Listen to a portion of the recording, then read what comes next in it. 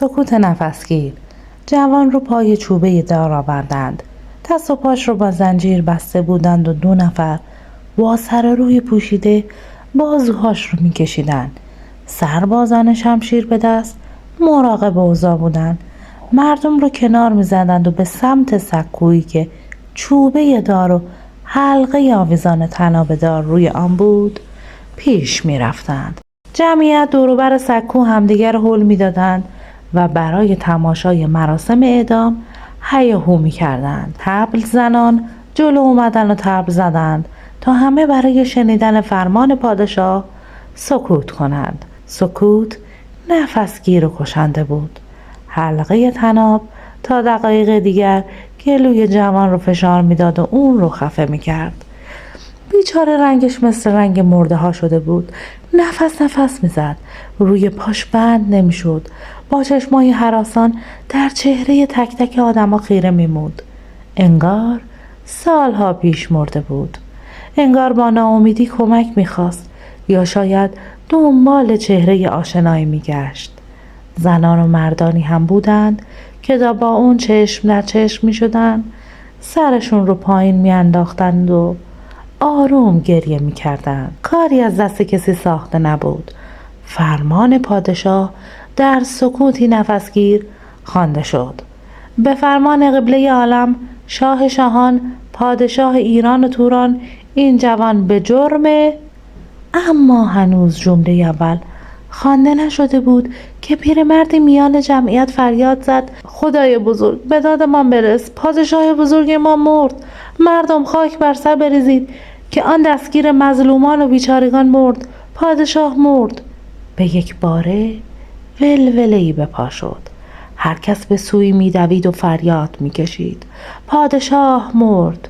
سربازانی که برای اعدام جوان آمده بودند بر سرشان می‌کوبیدند و به سوی قصر می‌دویدند. جوان اعدامی دیگر روی سکو نبود. معلوم نشد که در آن شلوغی چه کسی دست و پای اون را باز کرد و از مرگ نجاتش داده بود. پادشاه مرده بود. حالاتی که زنده یا مرده اون جوان چه اهمیتی داشت؟ قاضی، داروغه، طبلزن، جارچی، سربازان، افسران همه به سوی قصر می رفتند. بعضی سواره، بعضی پیاده. اما از دور پیدا بود قصر آرامترین روزهای خودش رو میگذرونه. پادشاه نمرده بود. خبر به پادشاه رسید که مراسم اعدام به خاطر خبر مرگ اون به هم خورده و جوان هم گریخته. پادشاه دستور داد که کسی که این قصه دروغ رو به هم بافته و مانع اجرای فرمان اون شده دستگیر شه. پیدا کردن اون پیرمرد کار چندان سختی نبود. وقتی اون در سکوت جمع فریاد میزد پادشاه مرد، خیلی ها اون رو دیده بودن، حتی ماموران روی سکو. بالاخره پیرمرد رو دستگیر کردند و به قصر بردند. پادشاه ازش پرسید: پیرمرد، چرا دوست داری من بمیرم؟ چه ظلمی به تو شده که اینگونه خواستار مرگ مایی؟ پیرمرد سرش رو پایین انداخت و گفت: 80 سال از خداوند عمر گرفتم. در این سالها شاهان بسیاری دیدم، قصه های بسیاری هم از شاهان گذشته شنیدم و اکنون میتوانم به یقین شهادت دهم شما عادل ترین و بخشنده ترین اون شاهان هستید. خداوند سایه شما را از سر ما کم نکنه. من چگونه میتونم خواستار مرگ شما باشم؟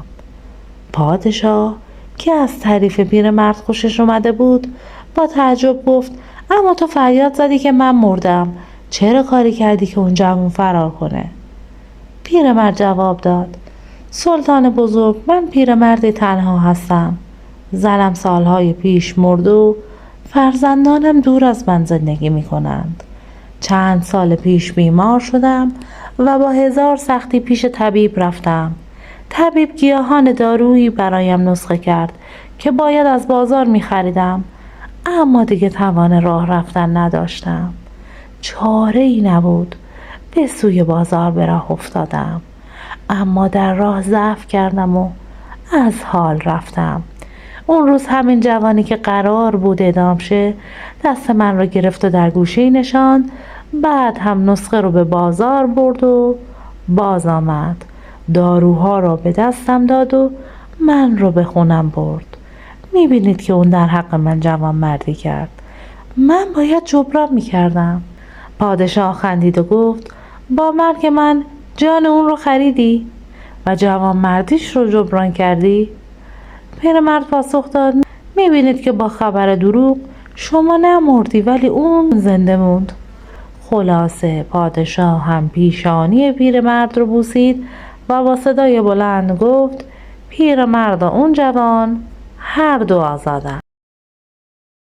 حاتم طایی و پادشاه روم. حرف از بخشندگی و دست و دلبازی حاتم طایی بود. مرد ثروتمند که هر شب سفره‌های رنگین پهن می‌کرد و فقیران شهر رو غذا می‌داد. هیچ مهمان و غریبه‌ای نبود که برای کمک گرفتن به در خونه حاتم بره و دست خالی برگرده. گاهی پادشاهان و حاکمان هم به شهرت اون حسادت می‌کردند و نقشه های عجیب و غریب براش می‌کشیدند تا اون رو گیر بندازن و به همه بگن دیدید که حاتم اون قدرم که میگن بخشنده نیست، اون فقط برای خودنمایی این کارا رو میکنه.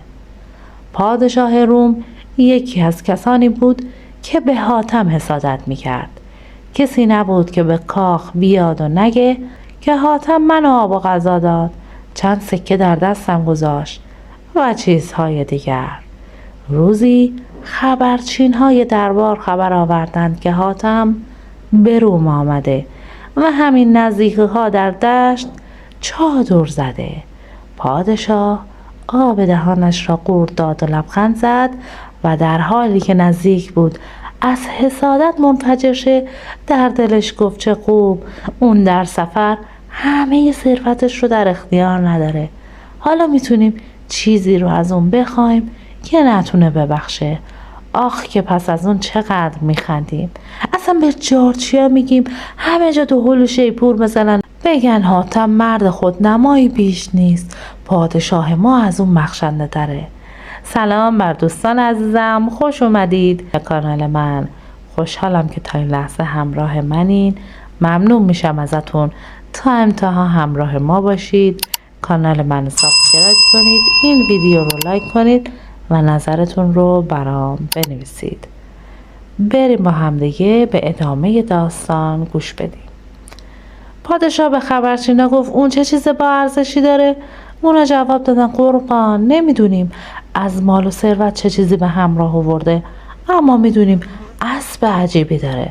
قربان اگر سراسر امپراتوری روم رو شهر به شهر روستا به روستا بگردید اسبی این چنین نخواهید یافت. زیباترین اسبی که در تمام عمرم دیدم. دیگری گفت قربانت گردم این اسب با اون گردن کشیده و زیبا و پاهای باریک وقتی از تاختم باز میستد عرق تنش مثل شبنمیه که صبح بهار روی گلای مخملی میشینه. سرورم همه اسبای ما پیش اسب اون یا بوی بیش نیستن. پادشاه سرشو بلند کرد و با حالت مسخره زیر چونش رو خاروند و بعد هم فریاد زد وزیر چند همراه بردار و نزد این مرد خودنما برو بگو پادشاه اسب تو رو میخواد. وزیر تعظیم کرد و خارج شد. با خودش گفت اسب حاتم وسیله سفر اونه، چطور اونو به پادشاه خواهد بخشید؟ به هر حال با چند افسر نظامی و اون دو خبرچین به سوی دشت تاختند. ساعتی نگذشته بود که در چادر بزرگ حاتم نشسته بودند. شب بود و حاتم از اونها خواست بنشینند و غذایی بخورند. وزیر که دلش میخواست سفره رنگین حاتم رو ببینه و شب رو در دشت بگذرونه قبول کرد و آرام کنار گوش افسری که نزدیکش نشسته بود پچ پچ کرد و گفت فردا صبح خواسته پادشاه رو به اون میگیم. امشب دلم میخواد غذای حاتم طایی رو بخورم، شب رو در هوای لطیف دشت سپری کنم. اون مرد دنیا دیده ای و سفرهای بسیاری کرده. چه خوبه که بنشینیم و با اون از هر دری سخن بگیم. افسر سرش رو خم کرد و از تصمیم جناب وزیر خوشحال شد. بالاخره سفره باز شد. حاتم سر پای ایستاده بود، کباب ها رو به دست مهمونا میداد. هیچ یک از اونا کبابی به اون لذیذی نخورده بودند. وزیر گفت انگار جناب حاتم گله ای رو برای ما قربانی کردن. هرچه میخوریم تمام نمیشه. اعتراف میکنم که در قصر هم کبابی به این لذیذی پخته نمیشه. من شکمم درد گرفته، اما دوست دارم بازم بخورم. خداوند به سفرت برکت بده جناب حاتم. باز هم کباب هست؟ مهمانان حاتم نیمی از شب رو نشستند و خوردند و نوشیدند. از هر دری سخن گفتند شبی به یاد موندنی بود. اونقدر به اونا خوش گذشته بود که صبح هم دلشون نمیخواست حاتم رو ترک کنند، اما مأموریتی داشتند و باید پیغام پادشاه رو به اون میرسوندند و برمیگشتند. آیا حاتم اسب افسانه‌ای خودش رو به پادشاه روم میبخشید؟ وزیر گفت ای مرد، بیهوده نیست که نام تو در سر تا سر عالم پیچیده. چه شبی رو گذروندیم. باور کنید که دل نمیکنیم، اما راستش رو بخوای ما برای خواسته ای نزد تو اومدیم. پادشاه ما عاشق اسب تو شده و تقاضا داره اون رو بهش ببخشی. رنگ حاتم پرید، سرش رو به زیر انداخت. نمیتونست سر پا بایسته. روی سنگی نشست و گفت چرا همون لحظه‌ای که وارد شدین نگفتین؟ من اون اسب رو برای شام شما کباب کردم. من رو ببخشید، چیزی که لایق شما باشه برای خوردن نیافتم. ممنون که همچنان همراه ما هستید. بریم سراغ داستان دیگه. از حاتم طایی و پادشاه یمن. یمن پادشاهی داشت بخشنده. میگن لحظه ای نبود که از فکر کمک به نیازمندان غافل بشه. برای همین هم نام اون پادشاه رو گنج بخش گذاشته بودن. میگن اگه گنجی کنار دستش بود و اون رو از اون میخواستی، لحظه ای هم درنگ نمیکرد و اون رو میبخشید. مثلا این گنج رو میخوای، بفرما برای تو. پادشاه گنج بخش نام حاتم طایی رو نشنیده بود تا اینکه شبی مسافران کاروانی رو که عازم مکه بودن به کاخ دعوت کرد. اون میخواست زائران خونه خدا خوب بخورن و بنوشن و شب رو استراحت کنند. سر سفره شام حرف تعریف از حاتم طایی کشید. یکی گفت هیچ شبی خونش خالی از مهمان نیست. دیگری گفت هیچ نیازمندی از در خونش دست خالی بر نمیگرده. اون یکی هم ادامه داد پادشاهی بی تاج و تخته، اما بر قلب ها حکومت میکنه. و دیگری دنباله حرفشو گرفت و گفت در جوان مردی بی همتاست. پادشاه این حرفا رو شنید و حسادت در دلش شعله کشید که خدایا سر سفره من میشینن و از حاتم طایی قصه میگن. گنج بخش بیچاره اون شب خواب به چشماش نیومد. تا صبح به خودش میپیچید.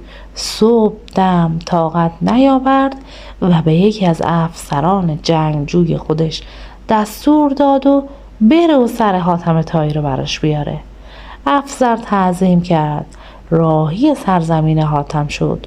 2 روز و 2 شب با اسب زمان بسته تاخت تا اینکه در دشتی سرسبز بر سر 2 راهی ماند. با خودش گفت خدای کدوم یکی از اون 2 راه من رو به حاتم میرسونه. کاش مهمان سرایی همین نزدیکی ها باشه. خسته بود و بیخواب. اسب بیچاره گردنش رو مثل قاطرای بارکش آویزون کرده بود و قدم ها رو بی اختیار رها میکرد. مردی در دوردست ها پیدا بود. افسر جوان سر اسب رو به سوی اون کج کرد و آروم آروم پیش رفت. به مرد که رسید پیاده شد و پرسید مهمان سرایی در این نزدیکی میشناسید؟ اون جواب داد پیداست که از راه دوری اومدی و خسته و فرسوده ای. افسر جواب داد بله همینطوره، کار مهمی در این حوالی دارم. اما گرسنگی و خستگی امانم رو بریده. مرد گفت کلبه ما این نزدیکه، تشریف بیارید امشب و مهمون ما باشید، فردا به کارتان خواهید رسید. مرد افسر جوان رو به خانه برد. خانه‌ای بزرگ و شاهانه بود. شربت آوردند. بعد نوبت غذا رسید.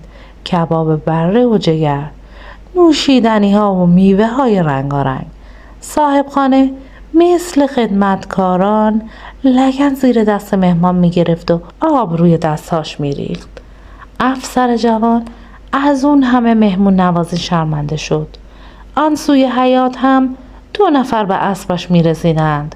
علوفه تازه و تشتی پر از آب خنک. بعد هم نوبت تمیز کردن بدن کوفته و عرق کرده اسب بود. مهمان رو به اتاق خواب خنکی بردن تا در بستری به نرمی ابریشم بخوابه. چند ساعت خواب آرام افسر جوان رو شاداب و سرزنده کرد. وقتی بیدار شد باز هم از اون با غذای سبک و خوشه های انگور پذیرایی کردن. صاحب خانه دستور داد اون رو به حمام ببرن، لباساشو بشورن و تن خسته مهمان رو مشتمال بدند. افسر یمنی احساس میکرد خواب میبینه. این همه محبت برای چه بود؟ صاحب خانه بعد از حمام براش عطر و شانه و آینه برد و اجازه خواست با دستهای خودش موی سر مهمان رو شانه کنه. دهان افسر از تعجب باز مونده بود. رو به صاحب خانه گفت مرد، من این همه مهربانی رو از پدر خودمم ندیدم. اگه این گونه ادامه بدی از مأموریتم باز میمونم. من از سوی پادشاه فرمانی دارم، باید اونو انجام بدم، اما میترسم اینجا اونقدر به من خوش بگذره که فرمان شاه رو هم فراموش کنم. راستی میتونی به من کمک کنی؟ مرد گفت اگه کاری از من ساخته باشه دریغ نمی کنم. افسر گفت به دنبال حاتم طایی میگردم. شما اونو میشناسید؟ مرد پرسید به حاتم چی کار داری فرزندم؟ افسر جواب داد پادشاه یمن امر فرموده سر اون رو از تن جدا کنم و نزد ایشان ببرم. مرد گفت فرزندم حاتم طایی منم، به دنبال کس دیگری نگرد، اما اگر پادشاه از تو سر من رو میخواد من حاضرم، شمشیرت رو بکش. افسر جوان که دست باچه شده بود گفت چنین چیزی غیر ممکنه. حاتم شمشیر افسر رو بیرون کشید و به دستش داد. اون چنان در حیرت مانده بود که نمیدونست چیکار کنه. شمشیر رو بی اختیار گرفت و بدون اینکه حرف بزنه حاتم رو نگاه کرد. حاتم گفت پادشاه تو را خواهد کشت و این برای من که اکنون دوست تو هستم دردناکه. در راه دوستی سر چه ارزشی داره؟ بیا معطل نکن دوست جوان. من دلم میخواد سرم رو به تو هدیه بدم. افسر یمنی شمشیر رو انداخت و به پای حاتم افتاد. پاهاش رو بوسید و با چشمای گریان بر اسب نشست و به سوی کاخ پادشاه یمن تاخت. پادشاه چهره افسر رو که از دور دید فهمید از سر حاتم خبری نیست. افسر داستان رو با شاه گفت و از اون درخواست کرد از سر حاتم بگذره. پادشاه بزرگ، من نتونستم فرمان شما رو اجرا کنم. اکنون اومدم تا مجازاتم کنید. سرور من، سر من رو به جای حاتم از تن جدا کنید، اما از اون بگذرید. پادشاه در فکر فرو رفت. بعد بلند شد و کیسه سکه طلا به افسر جوان بخشید و گفت حقا که جوان مردی لایق حاتم طاییه. مرد وامدار و خواجه بخشنده. در روزگارانی نه چندان دور مردی زندگی میکرد که برای امرار معاش و گذران زندگی و خرج خودش و زنش و فرزندانش بسیار قرض کرده بود و به همین جهت به افراد زیادی بدهکار بود. این مرد به یک نفر بیش از همه بدهکار بود. به اون گفته بود که به زودی پولش رو پس میده، ولی از بدی و پریشانی روز و روزگار و بیپولی نتونسته بود به قولش عمل کنه. به این ترتیب نزد همه بدقول شده بود. دیگه کسی به اون چیزی قرض نمیداد. به همین خاطر خیلی ناراحت و نگران بود. زندگی براش بسیار سخت و بد میگذشت. اون خیلی فکر کرد تا راه حلی پیدا کنه، اما مدت ها گذشت و اون همچنان درگیر سختی و ناراحتی بود. زن و فرزندانش نیز در سختی و ناراحتی بودند و به مشقت زندگی خودشون رو می‌گذروندند.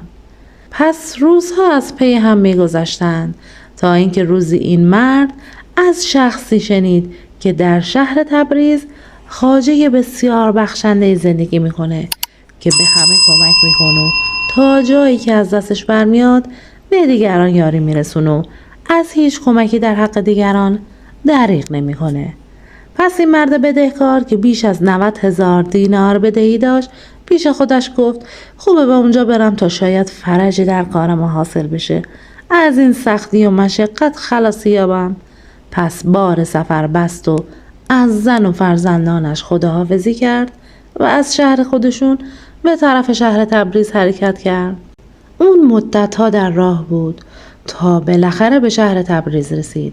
در آنجا سراغ خواجه رو گرفت و بعد از پیدا کردن نشانی اون به در خونه خواجه رفت و از خواجه پرسید. پس گفتن اون روز گذشته عمرش رو به شما داد و به سوی معبد شتافت. مرد که با هزاران امید به در خانه خواجه آمده بود، دنیا دور سرش گشت. جهان پیش چشمانش تیره و تار شد. پس بیهوش شد و به زمین افتاد. مردی دلش به حال او سوخت. اون رو به خانه خودش برد. اونجا نگهش داشت تا بالاخره بعد از مدت زمانی به هوش اومد. از اون پذیرایی کرد. مرد بدهکار ناامید شده بود و به درگاه خدا ناله و التماس کرد.